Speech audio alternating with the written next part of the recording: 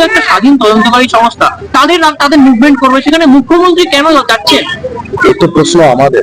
উনি তো অনেক কিছুই লুকোতে চাইছে, কিন্তু পার পাবেন। ঠিক জাইনের বাড়িতে প্রথমে ইডি গেছে, যতটুকু খবর আমরা সংবাদ মাধ্যম থেকে পাচ্ছি। তারপরে আমরা দেখলাম যে এই গুন্ডাদের যিনি সর্দার আছে, তিনি গুন্ডামি করতে ওখানটায় কেমন ভাবে চলে গেলেন। আসলে কি এই কয়লা কেলেঙ্কারিতে যা তথ্য ছিল, এই আইপ্যাক, আমরা আগেও এখানটায় অভিযোগ করেছি, এই আইপ্যাক সমস্ত রকম এখানকার যা আছে সবকিছু আইপ্যাক নিয়ন্ত্রণ, আজকে পুলিশ প্রশাসনও নিয়ন্ত্রণ। তিনি কি করলেন, সকালবেলায় চলে গেলেন, দেখলেন যে কেলেঙ্কারি কাণ্ড হয়ে যাবে, তিনি নিজে চশমাটিও পড়তে ভুলে গেলেন। মানে ভয় পেলেন?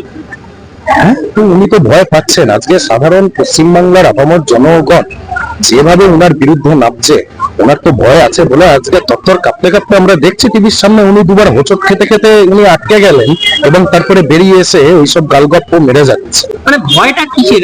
ভয়টা হচ্ছে যে এতদিন ধরে এই যে শেখ শাহজাহান আর মুসা মোল্লাদেরকে পুষে রেখে যে ইনি ভোটটা করাতেন, আজকে এসআইআর নির্বাচন কমিশন ঘোষণা করার পর ওনার পায়ের তলা থেকে মাটি সরে যাচ্ছে। উনি তথ্য দেখতে পাচ্ছেন যে ফেক ভোটারদেরকে কিভাবে এখানে ছানবিন করে বার করা হচ্ছে, আর সামনের এখানটায় ভোট আছে, উনি আর ড্যামেজ কন্ট্রোল করতে পারবেন না। আজকে যে ড্যামেজটা হতো, উনি ভাবছেন যে ওই ফাইল নিয়ে উনি ড্যামেজ কন্ট্রোল করে দিলেন, কিন্তু পশ্চিমবাংলার মানুষ দেখলো যে কিভাবে উনি আজকে ডাকাতিটা সারেআম করলেন, সবার মানুষের মাঝখানে এতগুলো ক্যামেরার সামনে করলেন।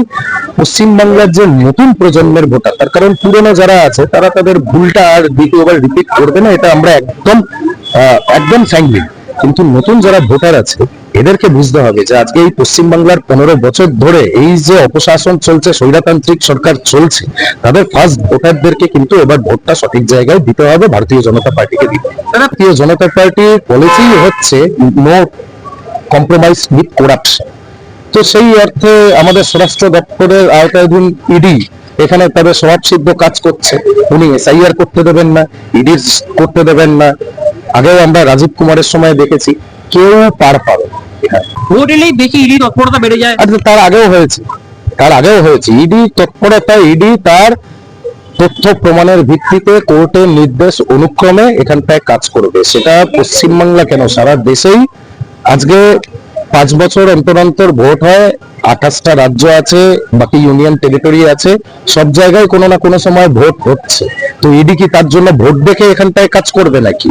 ভারতীয় জনতা পার্টি কংগ্রেস সরকারের মতো ইডি সিবিআই কে তাদের নিজেদের ল্যাপটপ করে এখানে কাজ করেন। একমাত্র এখানটায় ভারতীয় জনতা পার্টি তথ্য নিরপেক্ষ করে দেখাতে পেরেছে, এবং তাদেরও দলের যারা দুর্নীতির সাথে যুক্ত ছিল তাদের বাড়িতেও ইডি সিবিআই পাঠিয়েছে। আপনি একদম নিশ্চিন্ত থাকুন।